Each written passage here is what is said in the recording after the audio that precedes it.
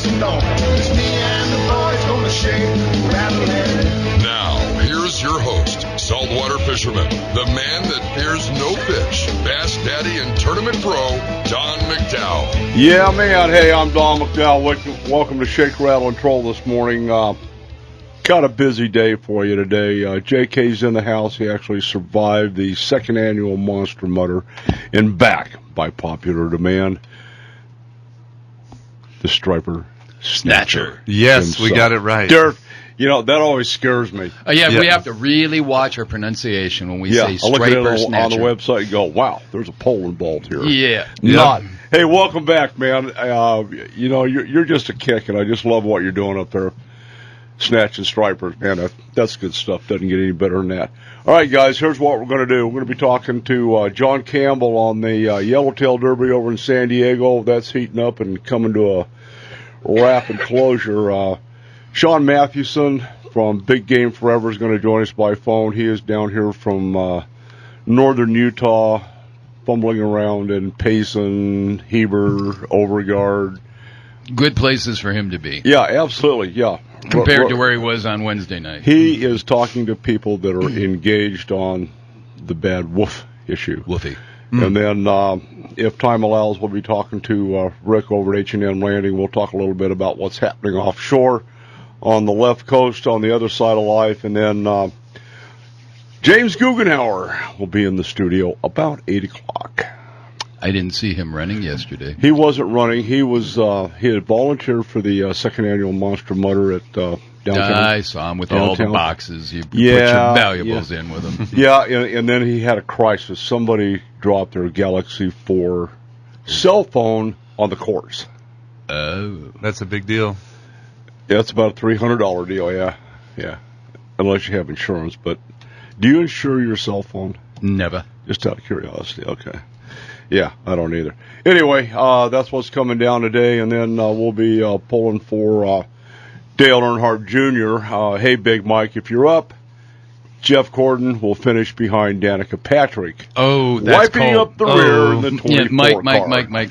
Listen, Mike. Mike. Come on, don't pay any attention to him teasing you, Mike. It's okay. No, you know, Jeff Gordon had a pretty good run last time, so you know he's good. How about for the last 2 decades? He's been had a pretty good run. Yeah. He has. Yeah, but see, the problem with Gordon is he's not part of the Alabama gang. I understand that. He didn't get it. He graduated from grade school. Yeah, enunciates clearly. You can understand what the hell he's talking about. Yeah, I get it. And then, you know, I think the guy to kind of look out for, again, Jimmy Johnson, just a screamer on these long runs, man. He's like a machine. Yeah, but, you know, I think... I'm going to put Earnhardt, top 5 finish. Joey Logano's running pretty good. Well, in honor of Mikey, I'm going to go with Jeff Gordon today. Oh, God. Pass him the toilet paper. Oh, yeah. Come on. All righty. Let's have an update, man. You've been out whacking fish. Yeah. You know, the summer pattern looks like it's here right now. I've been seeing a lot of shad boils, a lot of striper activity, but for some reason... Shad Boyle, isn't he from Texas? Yeah. Okay. What do we call Shad's him here? Boyle? Yeah. Oh, I thought that was Shaq's Boyle. Oh, that's Larry Boyle. Sorry. Yeah, another misconception. But yeah, so I want to share a really cool story that happened three or 4 days ago. A gentleman, 31-year-old, his name is Matt Allen. He had a stroke when he was 27, and he made a publication on Facebook that he wanted to go fishing, but he didn't have the resource or the ability to go out by himself. And so the AZ Angler community started getting their resources together, and a guy by the name of Scott Oliver of Southwest Building Solutions next to Cabela's orchestrated and sponsored this whole deal. They contacted the Striper Snatcher, and I took them out on a trip about 3 days ago, and not only did we get him on the fish, but we caught almost 120 fish. So he was elated. Yeah. Wow. And it's awesome just to extend that resource to someone. And this is the season to catch a larger number, smaller size fish, but nonetheless, it's still fun. 5. You know what? If you're doing that, and you fillet these for people, fillet them, vacuum bag them, and I'll give you a little seasoning on the side. Yeah. We got to go with this guy. Yeah, you got think? Yeah. Yeah. But yeah, it seems I like still, I think I have a nitro hat. oh, Still. well, That's the question. I think Will that's you- what attracted them. Will you go into that boat? Oh, sure. Okay. It's dark. Yeah. And Yeah, no- nobody will take pictures so that No. they can't have incriminating evidence against you. Well, you gotta love nitro. It's like Ranger. They do build the best boat that they can. Right. That they can. Yeah. Boom. Yeah, There you sorry go. about that. But yeah, basically, I've been fishing the Castle Creek area as normal, and the water level's at about 80%. With about Oh, man. yeah, it's going down. It's going down about 1,000 cubic foot a second drainage. So all the shad, what I've seen, are pulling out. They're in deeper water during the day. They're harder to catch with a net in the afternoon. And the only way I'm catching them is just by seeing them on top of the water. And That's good stuff, man. That's like tuna fishing. Follow the birds. yeah, follow the Bam. birds, and I'm seeing huge schools. Here's my prediction, John. He's going to fiddle around out there in Castle Creek, and we know there's 30 to 50 plus pounders out there. Oh. You're going to get into one of those, and shame on them. Yeah, I hope so. But I took your advice on the bait. I started using a 1 ounce saltwater spoon that's about 4 inches long, Nice. and it has a high drop rate. You can cast it a mile because that's what you want. Those Yeah, schools so are gonna, those schools are gonna move constantly. So you want to be able to throw Into the school. it a mile. Are you using a dressed hook? I'm just using the stock treble hook that came. Okay. Well, yeah. And that's the biggest downfall because you're going to spend your time getting that hook out, and that's just going to minimize your ability to catch them. Because there's so many. The school's only going to last. Derek, I'm not even going to address that other than to say, if you're going to whine and complain about having to take the hook out of a fish's mouth so you can go catch another one, Yeah. you're just going to have to learn to deal with it. Yeah, that's the only drawback you've got. I mean, you can't even have a drink because you're too busy whipping them. Wow. My But kind of fishing. But timing's everything. The Oh, yeah. boil is only about an hour, Yeah, and it's in the evening. So that's good stuff. yeah, Just Good before stuff. dark. just before dark. Perfect. And that was with a low moon phase, but now we're almost a full moon, so I'm not sure how that's going to affect them. Hopefully not that much. Every time you say full moon, I think of Ron Kirsten, but I that's think a of me whole- howling. That's a whole other story. Yeah.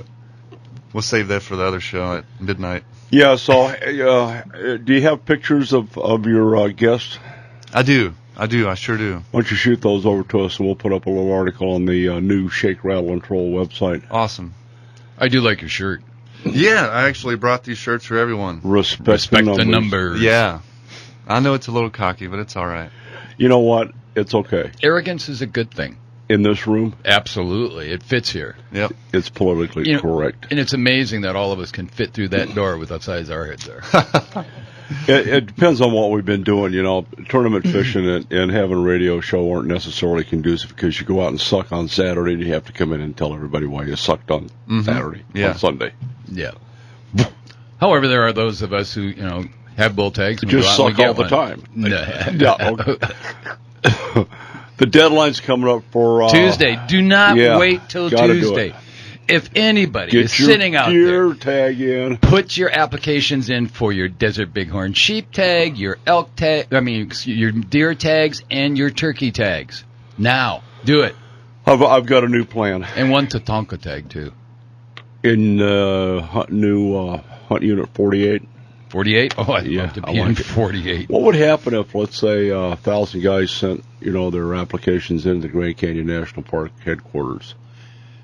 That would be interesting. But I had a better thought.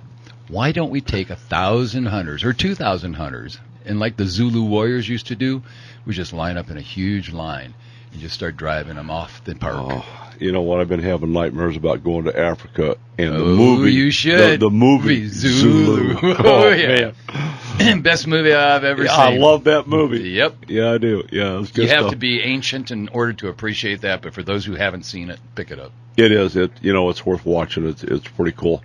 Now, I think I don't have an elk tag, so during the elk season, we're just going to go to Africa and they don't have elk there, but they got some really giant antelope. And kudu. The kudu. Warthogs. On the top of the list, man. And You and have to get I'm a gonna have warthog. to go see a psychologist. Out of everything there is to hunt in Africa, why I'm zeroing in on a warthog is beyond me. Well, you They're know, everywhere if you up here backdate yourself a little bit, you have had this utter fascination with feral hogs. Then it was the warthog. Before that, it was javelina. Yeah. Yeah. Yeah, good stuff. And then on that same thing, hooking up with Joey Notch at Lookout Mountain Outdoors, loading up the truck and going to your home state, Oh, wow. Texas, on hog hunts. Are you really? Oh, yeah. Yeah. And, you know, I said, I want to go now. He goes, it's too hot. I said, Joey, let's go now. It's too hot. He says, Don, the snakes are big around as the big end of a ball bat. No, I'm not going. You know, 4 or 5 feet long, and they're out. By the way, I was going through the Mogollon Rim run yesterday, Yeah. and in through the National Forest. And as I'm making one of the turns, there's people out there. The guy goes, "Hey, watch out! There's a snake out there crossing the road. You want to talk about running on your toes?" Yeah, buddy. Those were timber rattlers. Yeah. They got a bad attitude. All right, hey, we're going to stand down. Thanks some of our sponsors. And how'd you start your day today? I started mine with Duncan. We'll be right back. Lights of Vegas, a crisscross down to Key Biscayne.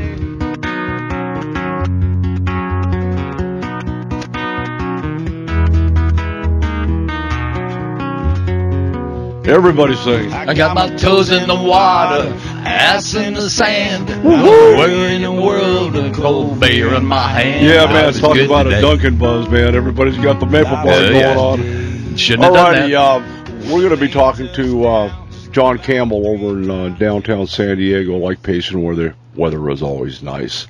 They have the yellowtail. Actually, this is 3 species: yellowtail, white sea bass, and halibut. All pretty good on the grill. All good. Yeah.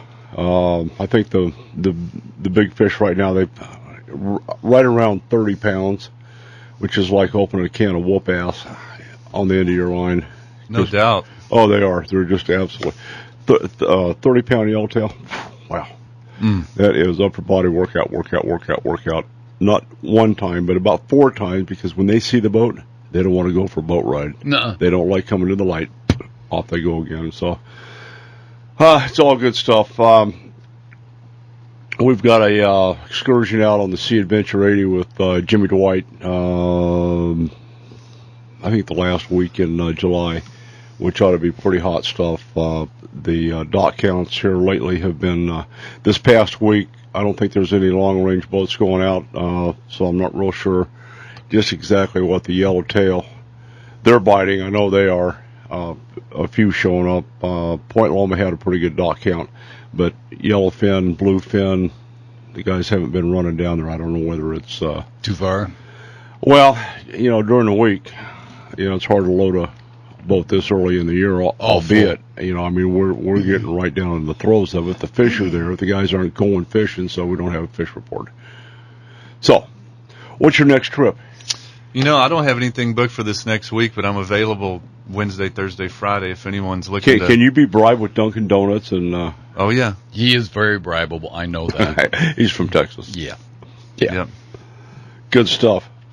Give us a rundown. What do we need to bring? How much cash Well, do we need to donate to the... It's a $100 investment per person. That's for about 5+ hours. All you need to bring is a fishing license. And I've got the ice, the water, the soda, the good looks, the whole deal, the radio. Duncan. Yeah. He's Dunkin'. delusional, too. I need to get a Dunkin' Donuts man, I boat love this guy. wrap. That's what I need. I need to get one of those bright pink with maybe some sprinkles boat wrap. Bright Sprinkles. pink with sprinkles. Yeah. I'm daring to be That different. goes with the Yeah. theme of things, let's say. Yeah, Yeah. we're not going to go any further than that. Okay. That's good stuff. I understand you had an outing with our buddy Otto Gal from the Bass Nation Yeah. out of Tucson. Yeah, Otto called and left me a voicemail. He goes, Don says you're the man to know. Yeah, boy. So I met him. He drove all the way from Tucson. But And he was talking about strippers. yeah, That's so, the problem. He was very disillusioned. Yeah, he wasn't sure of why I wanted to meet him on the boat dock. He thought we were going to meet Yeah, the highlighter. downtown Phoenix, yeah. But anyway, we got together, and it started off being tough. You know, it's tough to catch shad in shallow water during the day, you know, because the water temp's a little bit higher. We finally got into a school, and he was shouting for joy. He'd never seen anything like that. fish everywhere. He's not very big, but when he gets excited, Oh, Yeah. I've got the video of him being excited Oh, that man. Derek sent over Yeah. to me. Oh, my goodness. That guy Yeah. was happier than a clam. Yeah, he gets excited. Yeah. yeah, for a bass fisherman to get excited about catching a boatload. How many fish did you catch? Between he and I, we caught nearly 100. Get out of town. When That's just the a couple second time. hours. That's Every the cast. second time I've heard that. Every cast. Yeah, basically the last 2 trips, I was close to 240 in Whew. 10 hours of fishing. That's a lot of casting. But the average size, right now is... Dinks. Yeah, they're dinks, and I think a lot of it is it's going to take a little bit higher water temp to get the bigger average I'll up. tell you what. I'll bring the.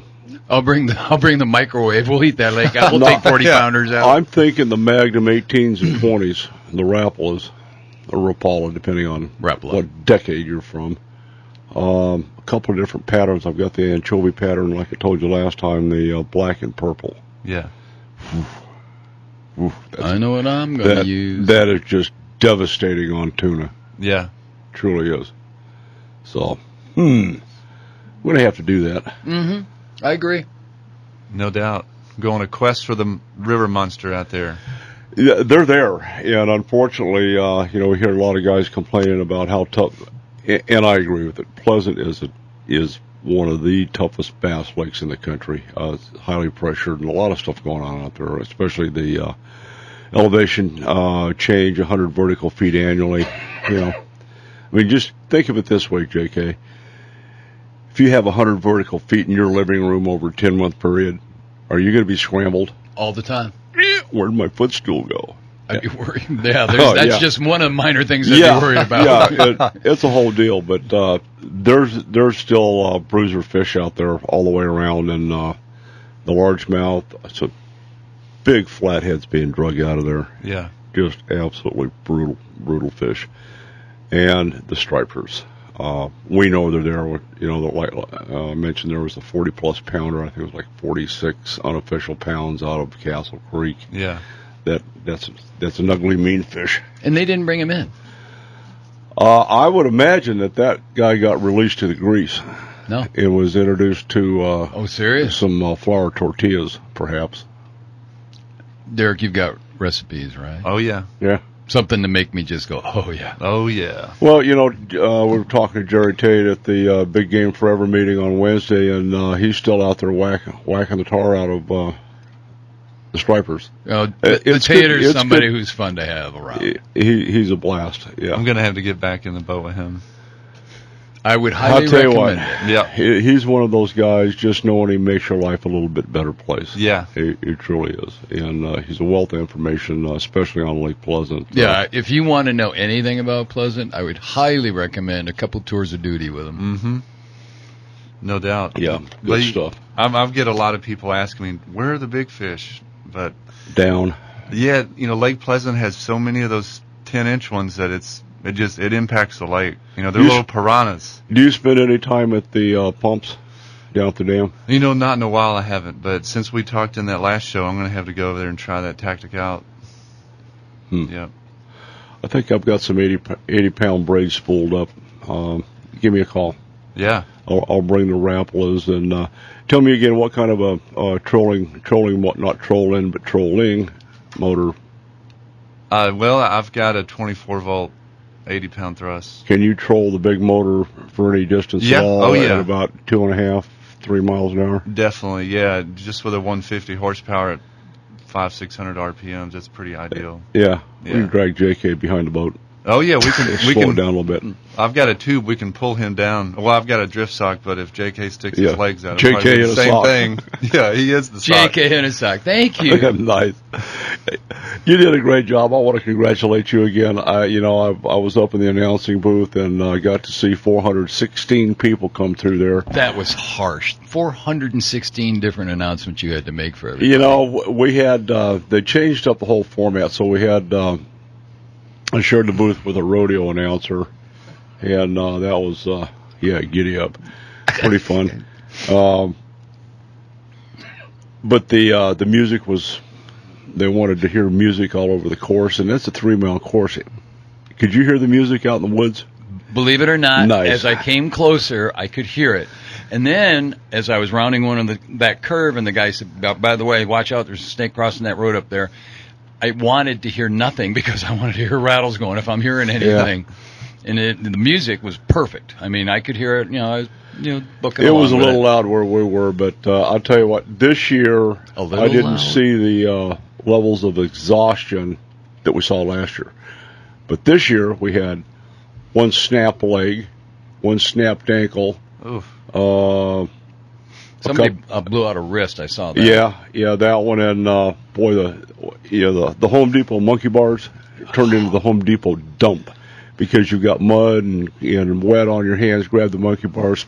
Pow! Oh. I was About a halfway 15-foot across drop on the right on first your one when I dumper. did that. I heard. All righty, hey guys, we're going to thank some more of our sponsors. I'm here with Special K. Yes, you are. And Derek Franks. We're going to thank some of our sponsors. When we come back, we're going to get a hold of John Campbell over in downtown San Diego. We'll be back. Real hard, playing all day with my little toy truck. No, I won't back down.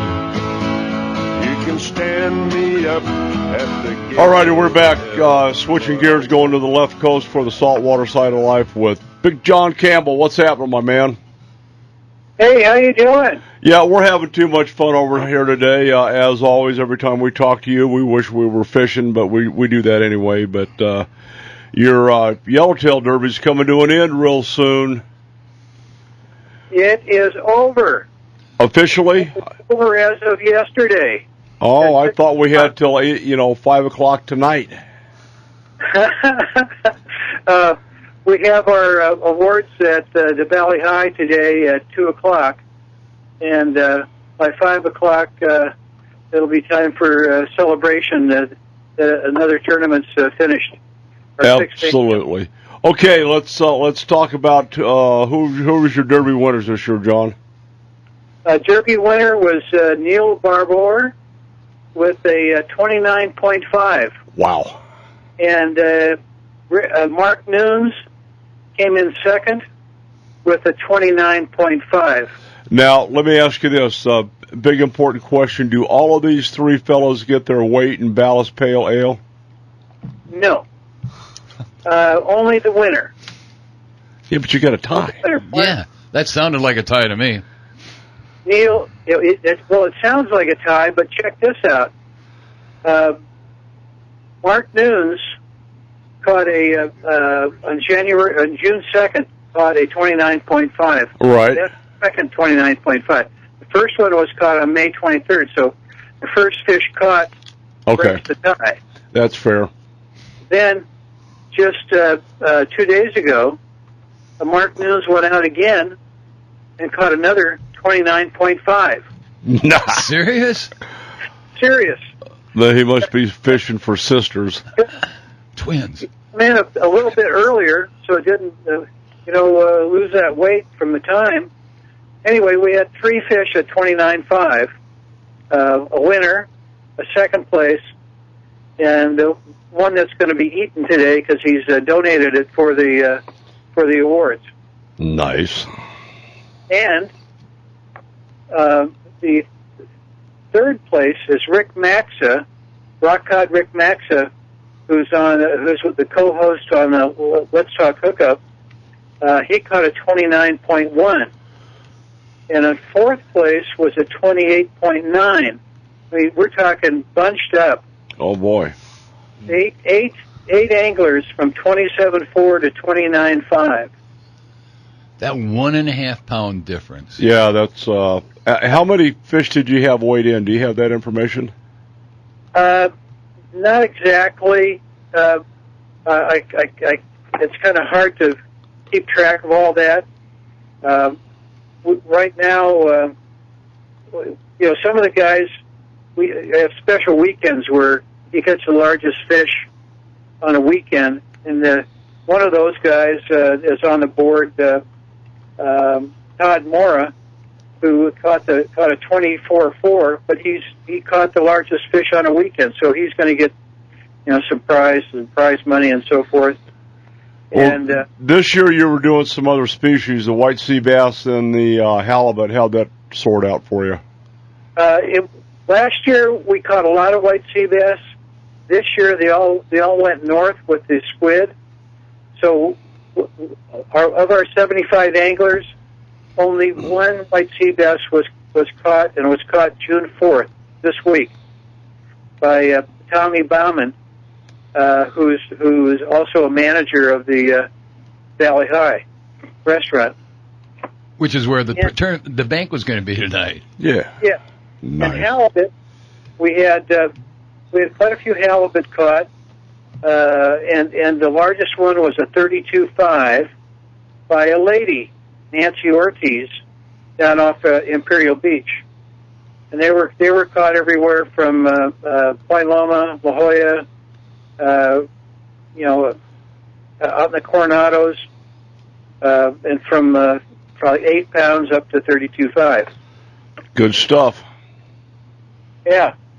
So it's been a great tournament. It's been the most competitive, and again, the largest fish actually were all caught during the last week. Wow. Okay. John, what are some of your other prizes? We have fun in the past with Yellowtail Pale Ale, and this year you've got Ballast Point. What are some of the other things up for awards this year? Oh yes, well, Cousins Rods. I'm not sure if you know about those. That's a new company, a 2-year-old company. Cousins Rods is our rod sponsor, and we have 6 of their rods we're giving out today. They're fabulous rods, all hand built in Huntington Beach. They even make their own blanks. My wife Star drove up there yesterday and picked up a couple extra rods from them, and we got a tour, which I haven't been on yet, but I was totally impressed. And now she's a rod manufacturer expert because she got a total tour. Women are like that. Yeah. I'm just saying, show them one time, they know everything. Yep. Yeah. Okay. Moving along. Actually, Ballast Point has been on since the second tournament as a sponsor. And Ballast Point's original beer that they made was the Pale Ale, which originally was called the Yellowtail Pale Ale, but they can't call that anymore because they got sued by the Australian wine company that had Yellowtail Pale Ale. Oh, no. What? Oh. I know who they are, too. Really? Yeah. Yeah. And so now they call it Ballast Point, the original Pale Ale. And they have a Yellowtail on the label. Perfect. Yeah, stick it to them. So the winner... Yeah, really. The winner we'll put him on what we call our Scalo Ale. That's cool. Scale Ale. I'll send you pictures of it. Yeah. We put him on one side of the fulcrum, and we put cases of Yellowtail Pale Ale on the other side until it balances. And that's how we weigh in our winner. You and me, Don, did you have to be putting kegs on there? Well, let me ask you, what's the stature of your winner? Was he a 200-pounder, 240, what? I would say around 200 pounds. That's a lot of beer. Now, the question remains from years past, how many headaches are there in 200 pounds of beer? Yep. I don't know. Well, a couple of the guys that won didn't drink. So they had football parties in the fall. A lot of them. But they did. Cases. And the winner also, besides getting the beer, he's going to receive about $4,000 in cash and prizes. Perfect. So it's a great tournament. It's our best, our most competitive tournament. And it was just there were daily changes in the leaderboard. It was a really fun thing and very exciting. And everybody's really excited. It's going to be a great awards party today at the Valley High. John, a couple questions. Were these guys out on party boats, or were they on private boats? Most were on private boats, We had some go out on open party boats. We have a winner in that section. And we also had kayakers. We have a winner in that section. A kayaker? Yeah. Wow. That's chutzpah. Yeah, actually, Kurt Hoffman, a year and a half ago, caught a 55-pound yellowtail on a kayak off La Jolla. Where did he wind up? Oh, he wasn't in the... That was not part of the tournament. I know, but where did he get towed to is the question. Did he go down to Mexico? Probably. No, he didn't get towed that far.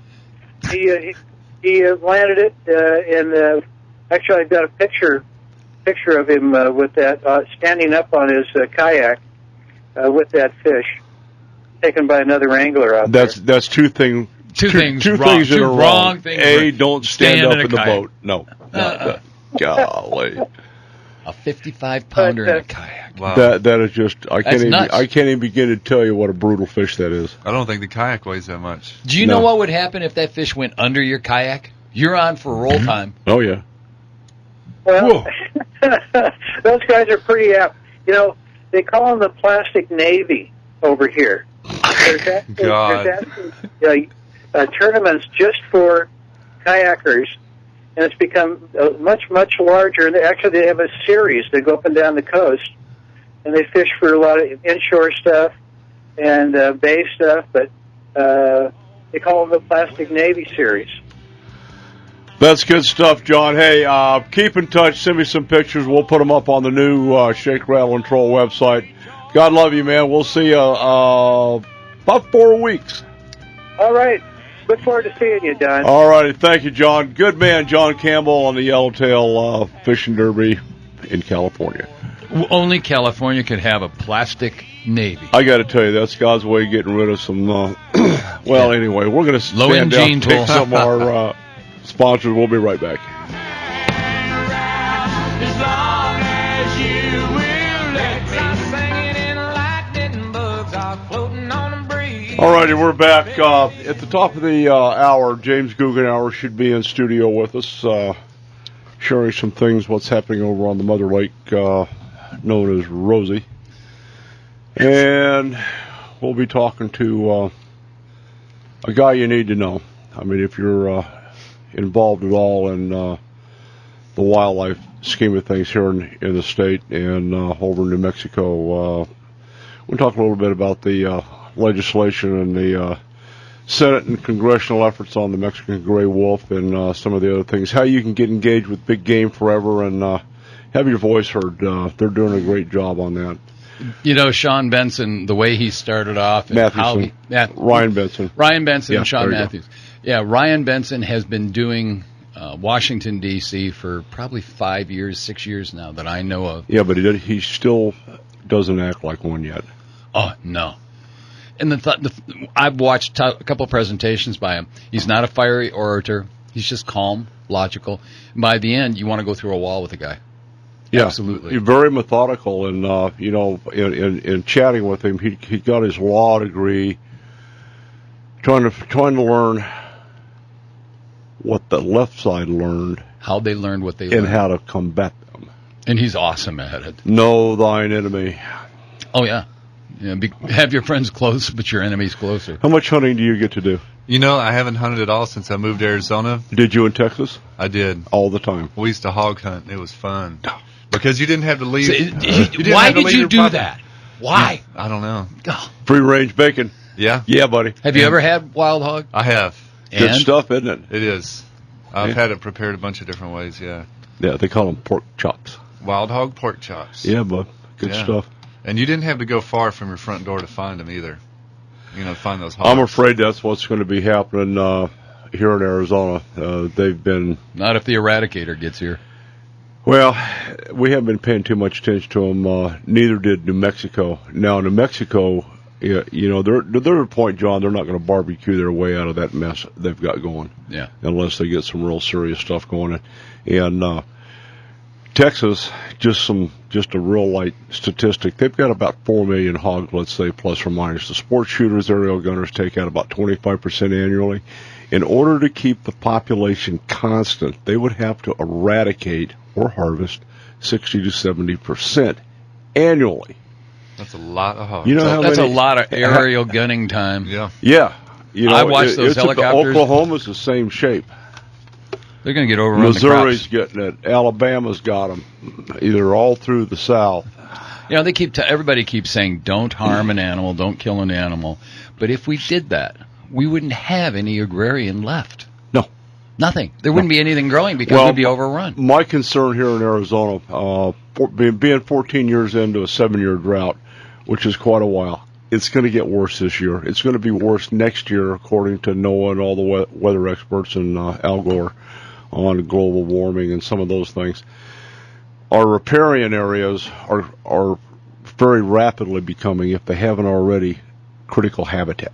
Yeah, it is. We've got so many, our deer, everything depends on water. We depend on water. I'll tell you what, and though, we're at risk. Last fall was probably the best monsoon season I've seen up on the rim in eons. I have never seen it that wet. I've never seen that the tanks were so full, and thank God that it happened that way, because right now they're bone dry. Those tanks are not holding. Yeah. And it's sad, but it's a reality. Monsoons haven't hit yet. Well, when James gets here, we'll talk a little bit about what we can expect this year on Roosevelt, and it's a unfortunate place where we are right now without the water. Fishing is such a huge sport, pastime, way of life, and for guys like Derek, it's a religion. Right. That's what we do. Yep. And as the lakes drop, certain things starting to take place, and I'll save most of that for when James gets here. We were talking about it yesterday at the Mountain High Games, but it's all good. And with Chief Cantrell kicking in with Kurt Gill, he's got some new biologists there. They're trying to get ahead of the curve, but it's difficult to get ahead of Mother Nature. You can't. Yeah, no doubt. You can't fight it. You can get ready for it, but at the end of the day, you have to deal that particular hand. So. And unfortunately, she's been dealing some really nasty hands lately. Yeah. It's interesting to see what this El Nino is doing this year, which is a pretty strong one. Well, we need a hurricane down out there. They can't figure out now whether we're going to get excessively dry or excessively wet. They're leaning towards the really dry. So, it's not a science. Predicting the weather, if you want to know what the weather's doing, look outside. Yeah, there you go. It's really simple. So, a couple things. When we talk to Sean Mathewson, get a pencil and a piece of paper ready. We're going to put some stuff up on the new Shake, Rattle, and Troll website, how to contact BGF and get involved. We had a little grassroots barbecue, if you will, over in Glendale this past week. Pat Daddy did a nice job, and your bride, by the way, it does awesome at making stuff happen. Good stuff. Oh, yeah. Good food. We had a little bit of a potluck. Some interesting dishes, let's say. They were. Yeah, good stuff. Had some hamburgers, some hot dogs, and talked to Sean in depth about, how do we get our voices out there, telephone calls, emails. Like you, I'm tired of writing letters because we get, let's right now I want to pick on Senator McCain. You get this, I don't care what the question is, you get the same damn answer. All the time. It's like, what? Well, he's a professional politician. He's been doing it longer than you've been. I've been alive. With, I think his name's Stephen Smith, threw his hat in the ring for governor. We're going to have a chat with him. Oh, yeah, we need to. Have him down hunt? here. Do you fish? Yeah, and if you don't, you like snatching stripers? Yeah, what's wrong with you? What's up with that? So that's un-American. I think this electoral season, man, we need to really, really, really, really get engaged. The hard part, Don, is that if you go down to the legislature, probably 90%, number one, don't hunt or fish, but number two, they know nothing about it, and they make all our decisions. They have to approve everything that comes through Game and Fish, which is even more scary. Yeah, I don't know where it's headed, but I don't think it's good. I think we can do damage control by everybody getting engaged, going to meetings, making phone calls, sending emails, on and on. We've got a commission meeting coming up in Payson. That's going to be fun. I'm going to be up there. I have to be. Friday, Saturday. I think I'll spend a couple days up there. we've got some stuff to say on the fishery side, and it's all good. And, we're chasing the buffalo thing in the Grand Canyon National Park, and that Zulu. God, I just can't get over the system. The system is broken. Oh. It's just broken. Let's put it this way. I know what's going to happen. We're going to wind up hiring federal sharpshooters to come in, and it's going to cost $500,000 to remove 400 bison from the park. By the time they get through with their NEPA in the EIS, there'll be 800 up there. Yeah, there will be. And it just perpetuates instead itself. of making money for the state and for the feds by selling licenses at $600 a pop and having one person go out at a time in small groups, instead what we're going to wind up is paying $500,000. It's crazy. The system's broken. I agree. Or beyond. All righty. Unfortunately, we have roll call for June the 8th. Very, very unfortunate. JK, if you would. Army PFC Jacob H. Wykstra died 20th of May, 2014, serving during Operation Enduring Freedom. He was 21 out of Thornton, Colorado, assigned to the 1st Battalion, 12th Infantry Regiment, 4th Brigade Combat Team, 4th Infantry Division out of Fort Cossin, Colorado. Died May 28th in Kandahar Province, Afghanistan, of injuries sustained in an aircraft accident. And next on the list is Army Captain Jason B. Jones, died June 2nd, 2014, serving during Operation Enduring Freedom. 29 years old, out of Orwellsburg, Pennsylvania, died June 2nd in Jalalabad, Afghanistan, of wounds caused by small arms fire. He was assigned to the 1st Battalion, 3rd Special Forces Group, which is airborne, out of Fort Bragg, North Carolina. Folks, that's the price of freedom that we paid for last week. Our hearts and prayers obviously go out to those guys and their families and their units. It's not free. Think about it. I'm Don McDowell. We'll be back.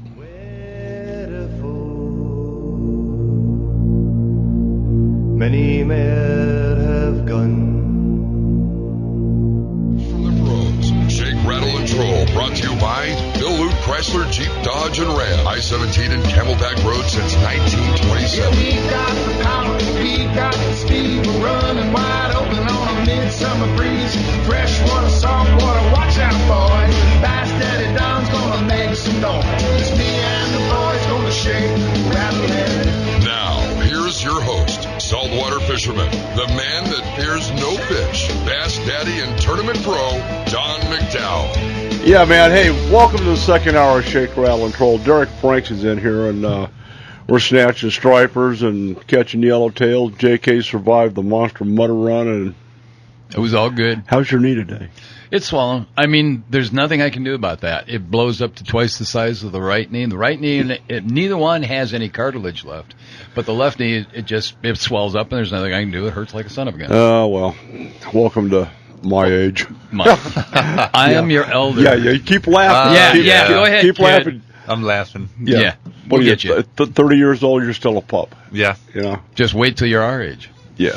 We'll come and get you then. All righty, we're going to switch gears and welcome Sean Mathewson from BGF, known as Big Game Forever. Sean, how are you doing?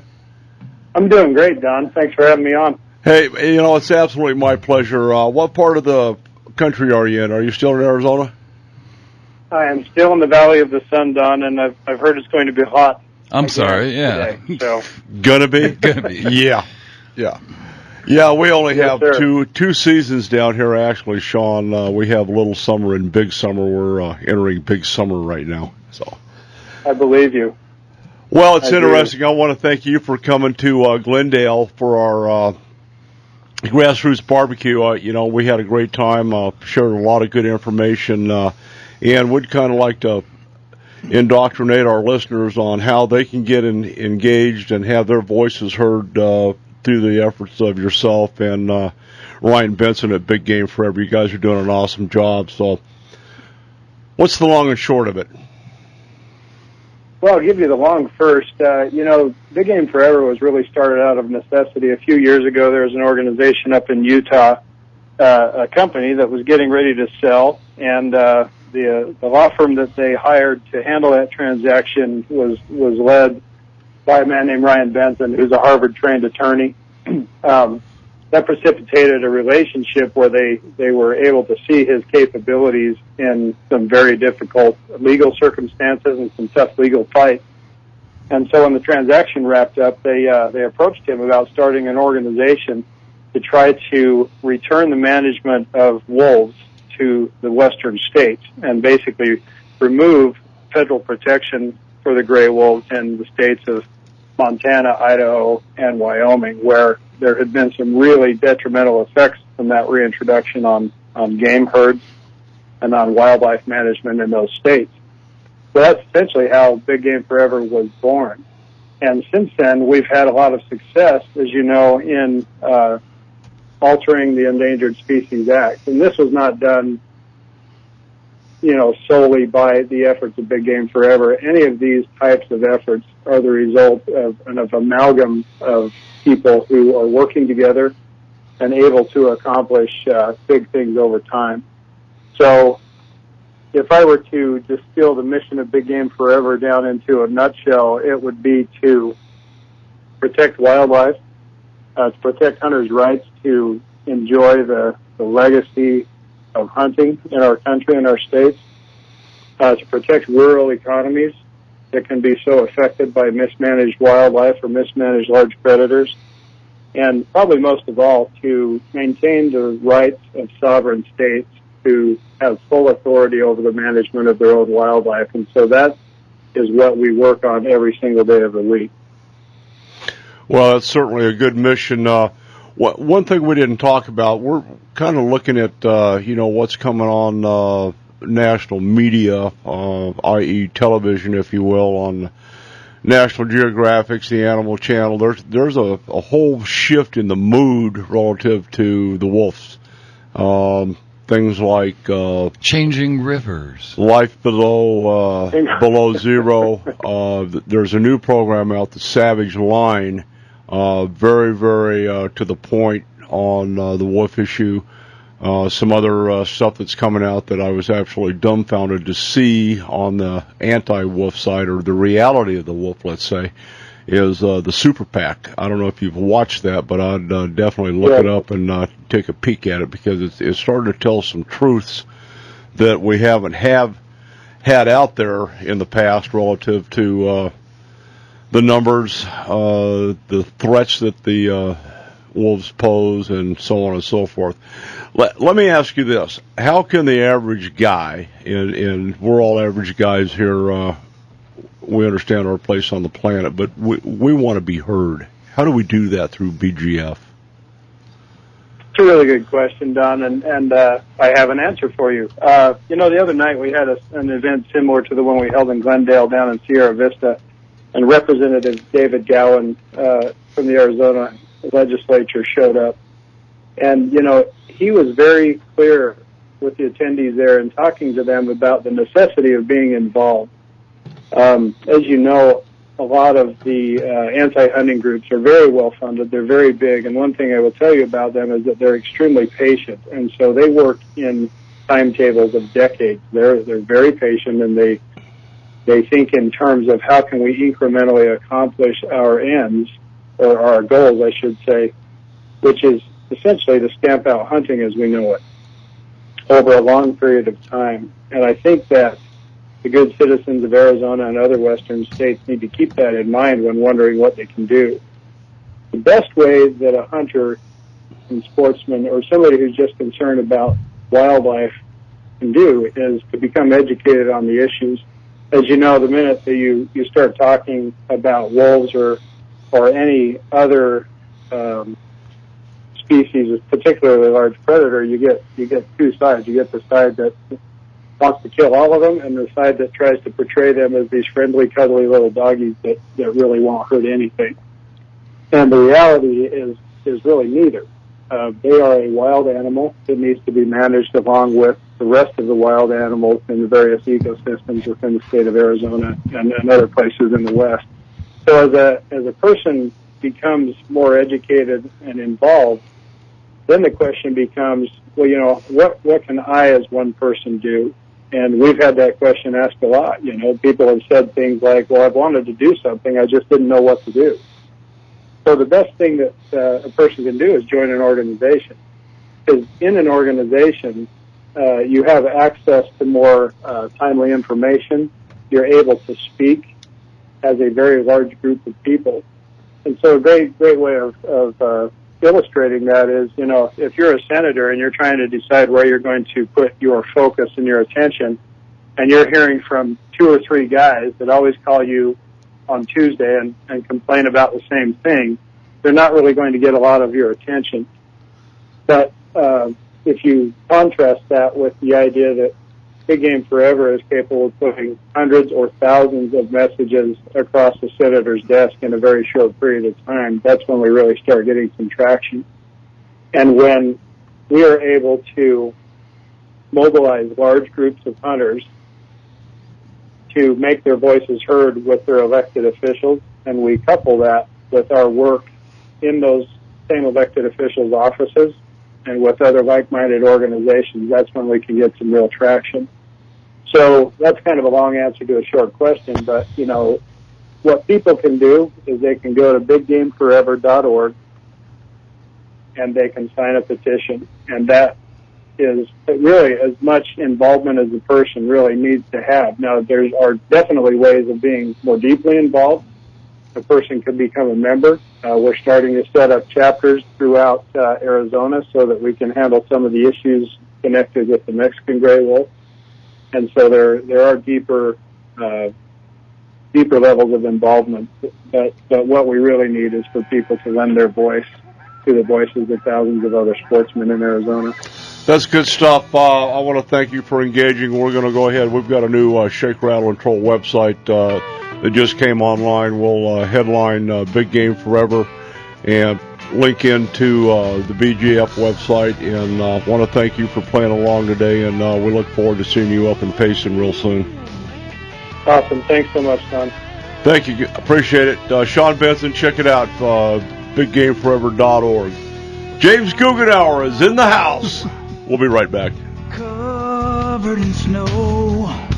He calls in the wind, a banged up fender, 4x4 straight pipe roar, primer and rust all over the door, scarred up knuckles, Mac belt buckle, white t-shirt, ain't afraid to work. Now what are you looking at, asshole smirk? Cold beer, hot wings. Yeah, boy. What a song. We want to welcome our buddy James Guggenauer from downtown Payson. Yes, where the weather is always nice, from Rim Country Custom Rods. You happen to just have to come down to hell today to leave the beautiful city of Payson? Well, y'all made the trip up north yesterday, so I figured I'd come down and join you today. It's worth coming up there to visit with you. The other bonus is going to the Matazel Casino and having the prime rib, the house cut. You got to do that. They have some of the best food in the city. Wow. Oh yeah, it's absolutely. good stuff. Yeah, absolutely. Yeah, sure can't go wrong there. And what a great time yesterday, Don. It was a blast. Your role over there in the arena was just great. I mean, you got that voice. I love it. Yeah. I had to run home for a minute to let the dog out, and our house Let the dogs out. Our house is just about a mile from the arena. And I could sit on my back deck and I could hear you. No way. Oh. Your voice was echoing all over my Payson. man. You have clout. Ooh, nice. Well, that was a good time. It's always fun to go to Payson. We try to support Payson. Cameron Davis, I can't say enough about Cameron. He's part huckster, part politician. You know that. Payson is one of the most highly publicized places to go in the nation as far as tourism. I mean, you guys have always got something going on up there, something fun. Sedona's for the elitist. Payson is for every man. Sedona needs an airstrike. Oh, yes. I'm sorry. I have no doubt. I mean, that's just south of Berkeley North. And the way Sedona's gone, I'm glad to be from Flagstaff and just ashamed of the way that whole place has turned, with the eco-terrorists and all that. And anyway. Well, you can't beat Payson, and both of you guys. You don't realize probably how much people Payson appreciate what you guys do. J.K., your work all at the casino there, and Don, you're at every event that we do up there. So as a little appreciation gift, we thought we'd make you guys a couple of Rim Country Custom Rods. Oh, no here. way! Are you kidding me? And, I'm shocked. Holy wow! Oh my! When I heard James. When I heard J.K. talking last week about his what was the Spider-Man fishing rod or No, something? no, that's Snoopy. Oh, Snoopy. the Spider-Man with the flashlight on the reel. Yes. Wow. He uses that, Derek. He really does. Oh I like my that. I thought- goodness. Well, maybe we can got your name on fix it. that a little bit. Oh, is that awesome? I got a striper snatcher rod right here. I do yeah, too. You do. Oh, James, James, thank you so much. Thank You're you, thank welcome. you. Thank you for what you guys do. I am honored. God, it's even got my favorite color on the wraps. That's What my a favorite. deal. Well, I wanted to talk a little bit just what I was thinking here. You know, I know JK's into bass fishing, goes up on a rim and stuff. So he got a 7-foot rod that's a heavy power with a fast action. So this is going to be a good jig or crawdad kind of fish rod, a Texas rig type thing that'll fish for him. A good freshwater rod. Dragon worms. Don, yours is an in between. Yours is a heavy or a big freshwater rod because Nice. it's a 7.6. It's I catch bigger fish. medium than heavy, JK. medium heavy action with moderate or medium heavy power with a moderate action. Moderate. So a good Alabama rig, a good spider rig, a large crankbait. And when you go to the saltwater, you can fish a small crankbait with that or a Will that small handle a topwater. 15, 18-pound yellowtail? It will. It'll handle up to a pound and a half or an ounce and a half lure. So Derek, let's go. you can bring Yeah, them let's in. go. Get the nitro. We're gonna. I'm on the way. Yeah. No, I can use this for my trout up on Woods Canyon, can't I?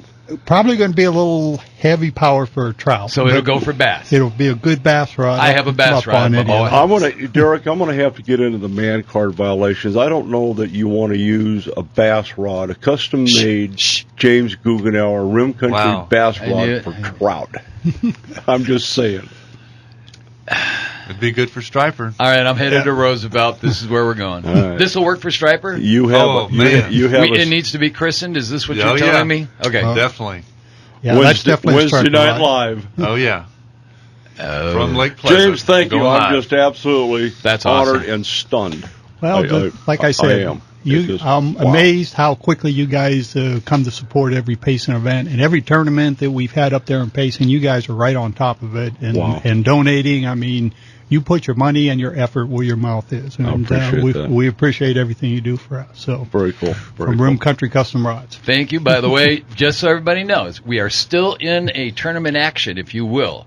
The Madazelle Casino, Hunting for Bucks, is still on till the end of June. And if you go up and play, sometimes you're lucky, most times I'm not, but you get tickets for all your efforts up there. And you can put in for a $5,000 gift card from Cabela's. Nice. Now, I can do a lot with $5,000. I can At decorate Cabela's? that rod. Oh, yeah. What about the cornhole That- July oh. 5th? For those of you who haven't played, come on up and have some fun. For those of you who have played, get that elbow in motion. Left hand is for the beer, the right hand is for tossing the sacks. Nice. Cornhole tournament's going to be July 5th. Are you going to be up there? Absolutely. This is a combined effort. You're going to love this. I don't know if you know about this, but in conjunction with Town of Payson, Madazelle Casino, and Bill Luke Chrysler Jeep Dodge Ram, the first annual cornhole contest at Green Valley Lake. Oh, yeah. Wow. July 5th. Nice. All right. Yeah. You know, Those are- yeah. And right after the holiday, there's a I'm huge bringing crowd all my up there. coolers. Well, this year, we're doing Lake Pleasant RV Park Resort. They always do theirs on the 3rd. Their 4th of July is always, I don't care what day it falls on, it's on the 3rd. So that's Thursday. Friday, we get a little hiatus, and Friday afternoon, we're going to head for downtown Payson, stay at the Madazelle Casino, kind of hang out. And then Saturday morning, we're at the park.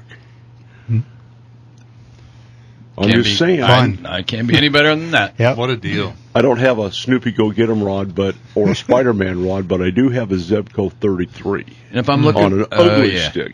Oh, I've got the ugly stick still. That's, Yeah. I'm not worried about that. Now, if we want to drive a Fiat, can we do that up there? Oh yeah. We'll have about a half dozen Fiats over at the casino on display. When Those they are put fancy covered cars. parking in there, I'm there forever. Yeah. The only problem I've ever had with Cameron Davis is, that last ATV rodeo, we had the Fiat Pops up there, And they had a side-by-side ATV category. Right. Now, they're big as damn Volkswagens. Oh, yeah. Bigger. The Pop, I hop in the Pop, drive up to the registration line. He goes, "What are you doing? Parking's over here." I go, "No, I'm going to enter it." He says, "You can't." I said, "It's smaller than that side-by-side right there." Absolutely. Smaller wheel width. I'm just saying. By the way, Cameron, time after time after time, I sat through waiting for the fourth heat to take off yesterday. For the first three heats, he had to say the exact same things. Everybody be careful. There's danger out there. Make sure you have a good time. Help everybody out. Here's our co-sponsors. Here's our supporting sponsors. Please, no more than 40. And every group had at least 50 to 60 that were running in a group. You talk about bottlenecks. Yeah. I was helping more women over a wall than you can possibly believe. I just sat at the bale and pumped legs over. Networking. No. It's great networking there, buddy. I didn't get any names or addresses or phone numbers. I got paw prints all over me, though. Yeah, I tried to explain to Cameron. Cameron, there's been a lot of joking and poking fun at Payson and the Sasquatch, but it's a well-known fact that country music and, various tunes have a tendency to call in predators. Really? Yeah. I just wonder if there's been a Sasquatch sighting. I swore I saw him yesterday out there at the tail end of the forest there. I could have swore I saw him running. Was a fellow by the name of LaShaw.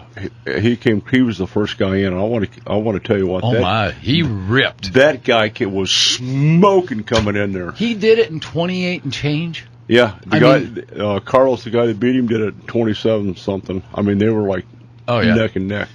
Those guys were nuts. They said he cut 5 minutes off of the record. That's pretty amazing. Wow. That kid was smoking, yeah. Compared to last year's, okay, some of the obstacles were less difficult this year than last year. But there was more of them in the arena. A lot more of them. Right. A lot more. I was so tired. And those damn monkey bars. That didn't come from anything other than popping a blood vessel. Yeah, that's compliments of the Home Depot in Payson. And I felt so sorry for that guy who was Homer, the depot guy. He did a great job. That guy had to be hot. He had to lose 20 pounds out there dancing around. And you did a great job. He high-fived me. And then I decked him.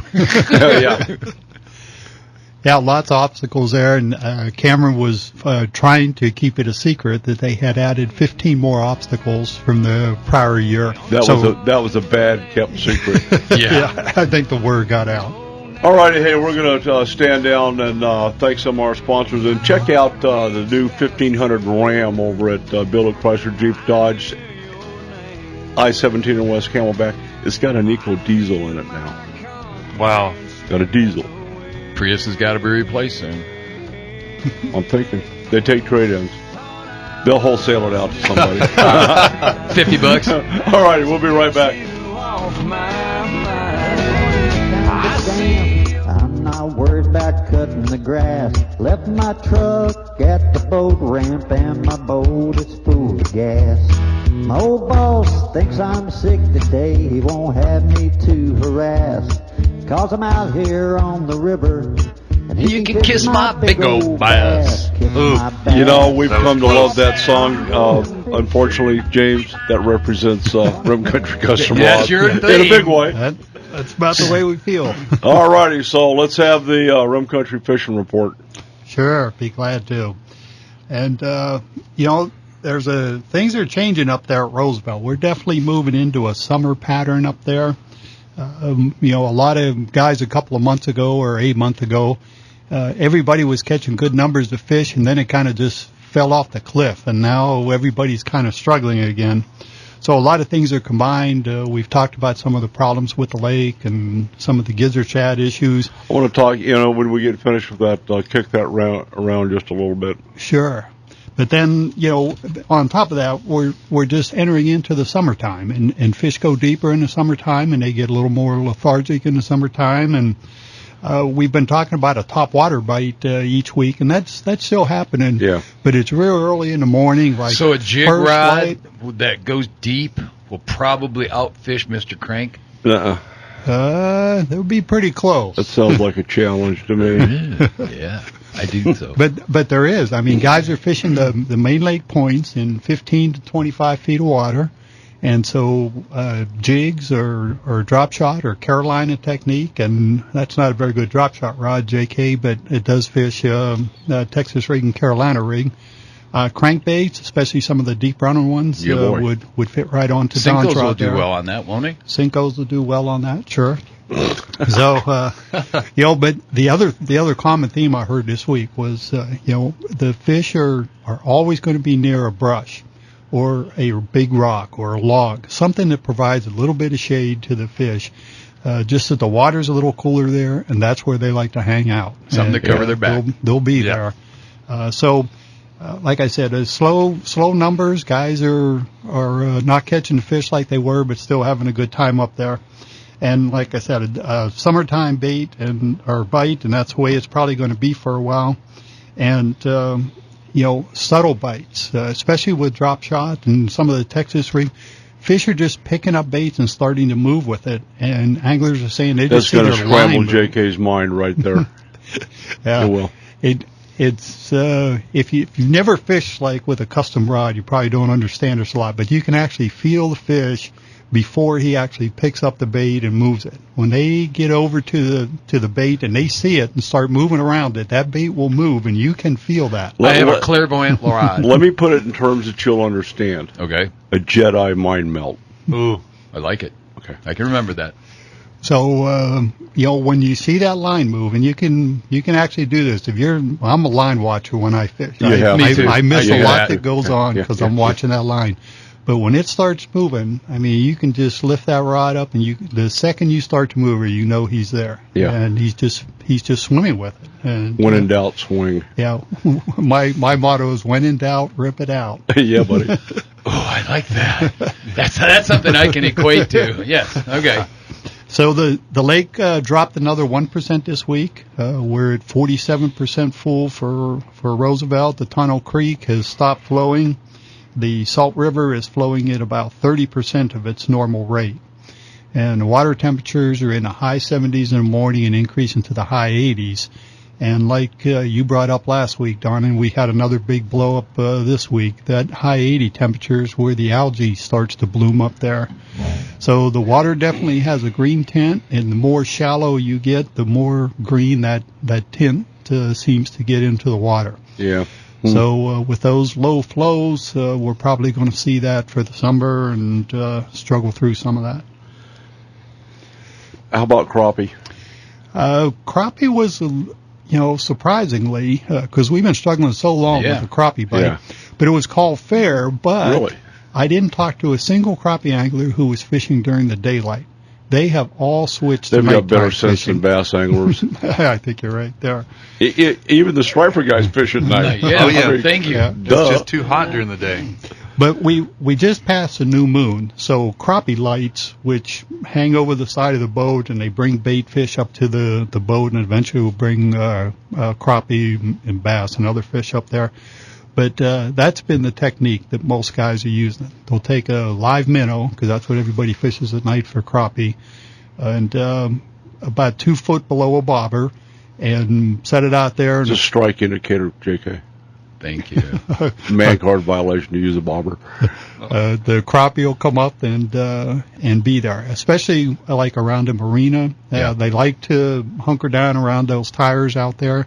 So if you can get around the tires at the marina, you can probably have a pretty good night. Guys are telling me 10 to 15 that they're catching in a few hours, but always at night. Now we're moving towards a full moon, so the crappie lights are going to get less effective as the night gets brighter. But so that's more of a new moon kind of phase to go do that.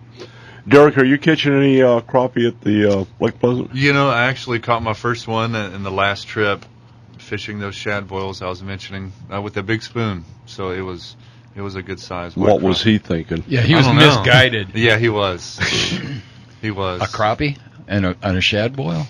Yeah. Really? Yep. Go figure. There are more predators of shad than just bass. Oh yeah, yeah, absolutely. No doubt. James, let me ask you this: What are your thoughts? You're talking about algae blooms. that's going to happen. That's just part of the cycle. But I'm kind of thinking, with the conductivity increase, having a golden algae blow up, let's say, where it actually emits the toxin that the fish can't handle. Have you got any thoughts or predictions on that? Well, we all keep that's a worst case when we all keep our fingers crossed. It's not a doomsday theory. It's happened in the past. Mm-hmm. The biologists, they're tracking the golden alga, and I'm with you. I hope it doesn't come. You need rain. We need a whole lot of fresh water. We need coming rain. in. Absolutely. Right. And, one of the solutions there is, and we're going to try to discuss this a little bit at the commissioners meeting up in Payson later this week. If there was a resource where we had fish in a hatchery, that you could at least replace some of the fish that are there, I think it would give the game and fish biologists another tool that they can say, there's not much we can do without water against the golden alga. But when we do, unfortunately, have one of these kills, at least there's a plan that we can say we can recover from this. Instead and we of can putting it in fry. We can minimize the impact. You're talking warm water fisheries habitat, aren't we? Yes, we are. It's kind of like Alabama, grow your own. I have absolutely no dispute with that whatsoever. The hardest part we're going to face in the future, that, is U.S. Fish and Wildlife Services. They want to convert all their hatcheries, not from sport fishing, but they want to go to the endangered species and the almost extinct. That was their number one objective. I believe that we've got enough horsepower, the way this is going with WAFA, to head some of that off. I hope so. I really do. I think, the mood, not that I'm known as a rebel rouser, but trying to unpeel the layers of government overreach. And I think the commission has the mood of just say no. By the way, James, you will have a very cooperative commission to speak to this coming week. I guarantee you this is probably the best. And I've been watching commissions now since the 90s. This is by far the most cooperative commission we've had. We don't have They get it. That get it, yes. Mm-hmm. So make your pitch now and ride it hard because we got the best. Derek, are you getting engaged with the department at all? No, but I'm looking forward to it now that I've got all the time in the world. We need to have your expertise weigh in on the fish side of life. Yeah. Coming from Texas, where they do things different. And if you can give me your sister's phone number and address in Texas, I'll take my 30-06 back there and we'll collect some bacon, let's say. Yeah. I just want to do one with a bow. Why? Because it's fun. Yeah. I'm a bow hunter. There's nothing I can do about that. You know that. I want a bow. I'm going to shoot one with a bow. I'm into rapid fire, like pop, pop, yeah, pop, pop, pop, me too. Instead of thunk. Yeah. Yeah, I get it. Unreal. So how many guys are you expecting to show up at the commission meeting? Well, we have definitely put the word out for this meeting. We have flyers all over Tonto Basin and Payson to be up there.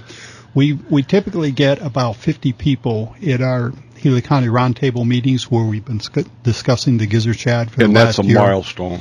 And that's a good turnout for their meetings. And so we're hoping that all of them attend. We're actually going to have them stand up and be recognized at the meeting because they're the ones who really have been pushing this effort. Absolutely. We're going to stand down, thanks some of our sponsors. When we come back, we'll get this thing wrapped up with Derek, James Guggenauer, and Special K.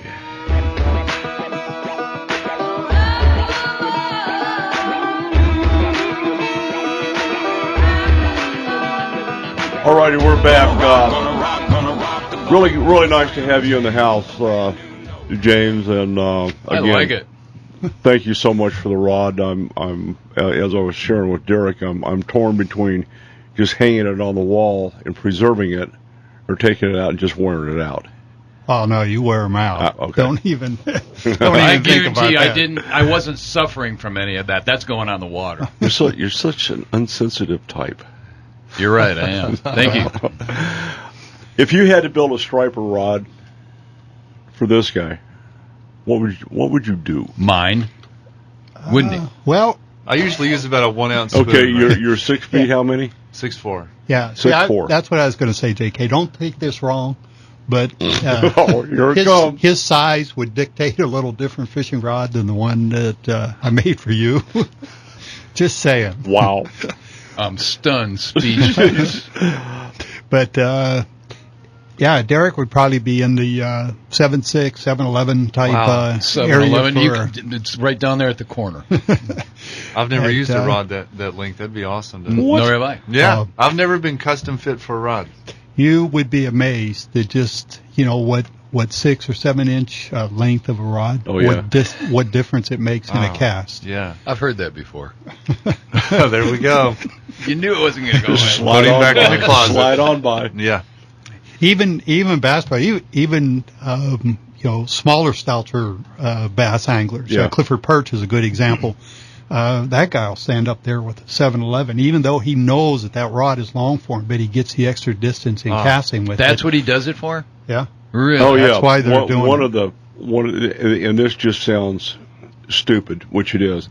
I had years ago, back in the day when Rattle was around, I had a signature rod series of a steelhead rod, which was a 2-piece 8.6 spinning rod. Yep. Oh my! And what was really cool about it is you could turn it upside down, put your bait caster on, and when that, let's just say you're throwing a little bandit, 6 to 8 foot running, it sounded like a mortar round leaving. Mm-hmm. Oh, wow. Oh, it was a blast. The only problem is most of the tournament circuits disallow anything over 8 foot. But that 6'6", man, that thing would pitch. Right. In fact, legal. That's where the 7-11 blank came from. Was the limitation at 8 foot. So they put the 7-11 on there. By the time you put a tip and a butt cap on it, 8 foot. You're like a 1/16 under 8 foot. Wow. So that's how they run it. But back to the striper, because you're probably throwing a big spoon out there, or 1 ounce or ounce and a half. We got to even. throw 1.5 ounces now, boy. Right. So yeah, I'll bring some 4s. Whoa. You'd be at a medium heavy or to a heavy, and I would definitely use like a moderate action rod for that. When you get into some of those bigger fish in long casts like that, I kind of stay away from the fast or extra fast action tips. And by the way, action is how far up the blank the blank starts to bend. And some kinds you can put a lot of pressure on the tip of the rod like that. A moderate bends more towards the middle of the rod, and it kind of transmits the power to the rod quicker for a larger fish like a striper. You can equate that in a parabolic curve scenario. I see. Right, for a slow action, it actually is a parabolic curve, but for big stripers, or like when Don's out saltwater fishing, that's the way you want the rod to load up. You don't want it to instantly hit like a bass, or where all of a sudden he's just there, and you want to put the pressure and turn him as quick as you can. With the moderate action rods, they kind of load up a little bit, and they just let the fish do its thing for an extra click or so. Yeah, they hang themselves. All right, and you want the fish to actually load the rod up, and then you can just pick it up. And you probably know that from your striper, same type of action there. Awesome. Speaking of blanks. No, come on. No. I'm learning, and I like listening. I can see those eyeballs. Yeah, we need to have you down here more often. This is fun. You're going to come down in the winter, and we'll go up in the summer. That sounds like a deal. Nice. I can listen to him all day long. All he knows about fishing rods. Most people don't even come close to 1/10. He's like the northern version of Jerry Tate. Right. Good point. Expert. Yep. Expert. Well, the fun thing is, and I always tell people this, that of my customers, 80% of them, maybe even a higher percentage, is repeat customers, because once I get a chance to talk to a person and build a rod for them and tell them what to expect from that rod, and they go out and experience that, they just can't go to a store and buy another fishing rod. Off-the-shelf stuff. They want to call and say, okay, I want to fish this technique. What type of rod should I use for that? Because fishing rods are more like golf clubs than anything. I can understand. They have to there's fit. a different style, a different approach, a different technique. He's a professional golfer. Did you know that? Oh, cool. Well, then he knows perfectly exactly. Understand. Yeah. And, depending on what you're doing and where you're fishing, those things are different. And so that's kind of why I enjoy it, because when I talk to anglers, first of all, I like talking to them. They have a good understanding of how they fish and what they struggle with. And I always feel like I'm helping them a little bit when we can get over that and on to the next level. Let's get some web addresses. Well, Derek Franks, the stripersnatcher.com is the best way to get a hold of me. Okay. Yep. And mine is rimcountrycustomrods.com. And yours? elkhabitat@gmail.com. Okay. Oh. That's good stuff. So I want to invite everybody to downtown Payson for a couple things. The commission meeting coming up next Friday, Saturday. I believe our fisheries branch chief Cantrell will have something to say about the fisheries. You'll be there with the cadre of Paysonites and Punkenites. Yep. Is that what it is? Punkenites, nice. That's what we call them. Punkenites. Yeah. So, I'll be, I have a comment section on Friday, and then I'll be giving a presentation on the Gila County Roundtable meeting on the Gizzard Chat. I'll be doing that presentation on Saturday with Kurt Gill. Outstanding. I'd love to see all the bodies possible up there. Yeah, And that's good stuff. Believe it or not, Don, you know I've gone to hundreds of meetings over the years. Yeah. The best thing that can ever happen is, and the commission loves it, because there are people who are paid by the Center for Biological Diversity and the Sierra Club. They're paid to show up at these things. Hunters are never paid to show up.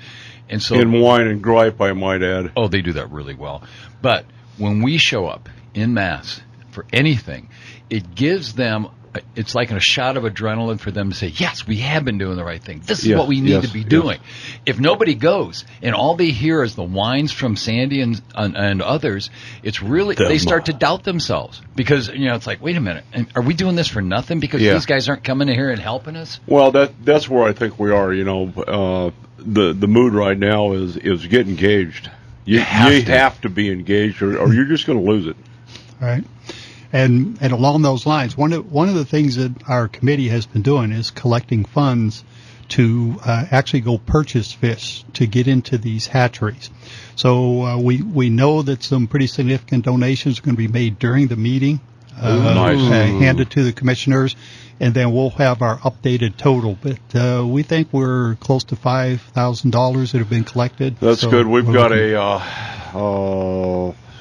some stuff coming down in July. Hopefully, if it goes the way I would like to see it, we'll be able to hand Cantrell Fish a check for $10,000. Oh my goodness! We're getting excited here, boys. We're trying, and we're going into a new cycle. We're really trying to put our money where our mouth is, and be proactive and just do something. Right. By the way, anything. Save yourself some time on Saturday when you're at the commission meeting. They break for lunch. We know that. I'll take you to lunch at Cedar Ridge. Oh, sounds good. Nice. You too, if you're up there. Oh, I'll be there. Yeah, I'll be there. You going to be there? You'll be out playing golf or fishing. Well, I'm supposed to be up there, but we'll see. Yeah, it's all good. It's important, and what you're doing at Lake Pleasant is a conservation effort. It really is. Whacking those stripers and getting them out of the lake. The stripers, the whites. Oh, I thought it was just the They're fillet everywhere. that was doing the real. Yeah. I've actually taken a GoPro camera, putting it down in the water during all these boils, and it's unbelievable. It looks like a Tokyo street in happy hour traffic. I would like to see thousands of them. Say what? Thousands of them. Tokyo hour street and happy hour. Oh, you gotta love they're going everywhere. Texas Nice guy. analogy. Yeah. From a boy in Texas. I like that. Have you got any psychedelic glow lights or paint on your boat? I'm just asking. Yeah. I am not shocked at all. Oh, yeah. All right, hey guys, we got to get this thing wrapped up. It's time for NASCAR. Go Jeff. In about an hour. Check out Derek's fine work. James Guggenauer, God love you, man. Thanks for the run. Thank you. Appreciate it. JK, good job yesterday, and check out the new SRT website. Like us on Facebook. I'm Don McDowell. Special K. James Guggenauer. And Derek Franks. Take your kids fishing, hug your bass boat, and whack a striper. That's right. Nice. We're out of here. Get her done.